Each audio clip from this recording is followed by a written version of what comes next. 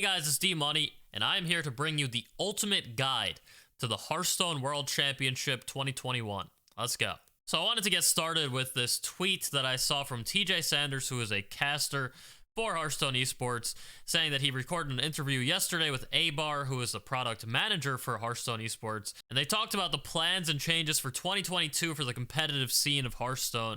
And TJ just goes on to say that it's a very exciting interview and that there's exciting things to come. So this is going to be played on stream on day one of Worlds, which Worlds is going to be from the 18th to the 19th of December, which is coming up very soon. So here is what you got to know for the tournament. To start it off, it's a $500,000 prize pool. It's a lot of money. First place goes home with $200,000. Second place, $100,000.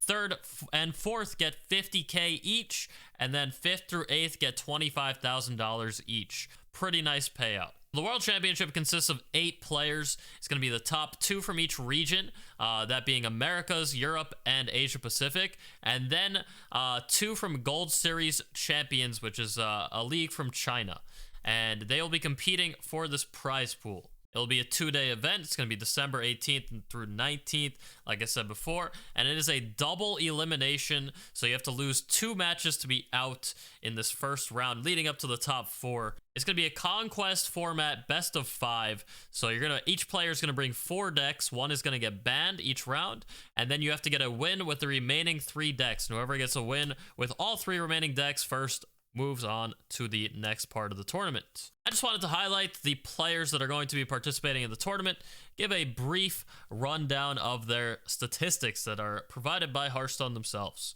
So first off, we have McBanterface representing Americas, and you can see his wins and losses right there, his top 8s and top 4s within GM. And you can see his win ratio there as well. You can see his best performing decks or classes and bottom performing classes right there as well. To just give you a little insight, I mean, the top players that you're going to see right here, they're going to be they're going to be very proficient with any deck or class that they're going to bring anyway. So the top decks, bottom decks doesn't really mean too much, but just a little extra flavor for you to check out. The next champion representing Americas is Nalgadon. He's been around for a long time, ever since 2015, I believe he's been competing. Very seasoned veteran, and yeah, should be exciting.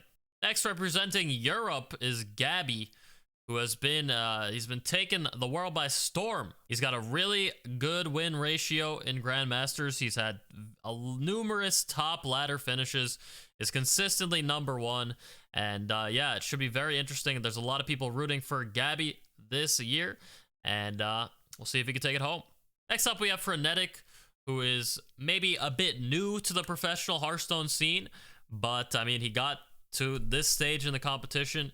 He knows his stuff. He is a streamer as well, and I think he is making quite the name for himself thus far. Next up, we have Glory, who actually won the 2020 World Championship last year, of course, and he is back in it this year. He's got a solid win ratio. He's been doing quite well, and Monsanto had actually referenced on Twitter that this meta reminds him of last year's Worlds meta, and Glory did win last year's Worlds meta. This would be the first time that a competitor has won 2 Hearthstone World Championships back-to-back. Next up, we have Possessi. I don't really know a lot about him, but his stats look pretty good. He's got a lot of top 8s and top 4s. Hey, any player that made it this far, you can't count him out.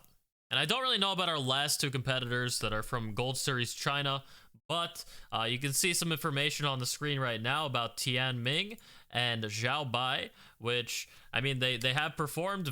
You gotta perform really well to get to this point in the first place. So, hey, everybody's still in it, and Zhao Bai loves anime, so anything could happen. And that's all I got for the World Championship. I'm gonna put the link to the YouTube channel that it will be broadcast on down below, and you can expect that, like I said before, on December 18th and 19th. Should be a very exciting event. There will also be YouTube drops enabled, so be sure to link your account. I will also be very excited to hear what the competitive plans are for 2022. That will be announced on the 18th once again.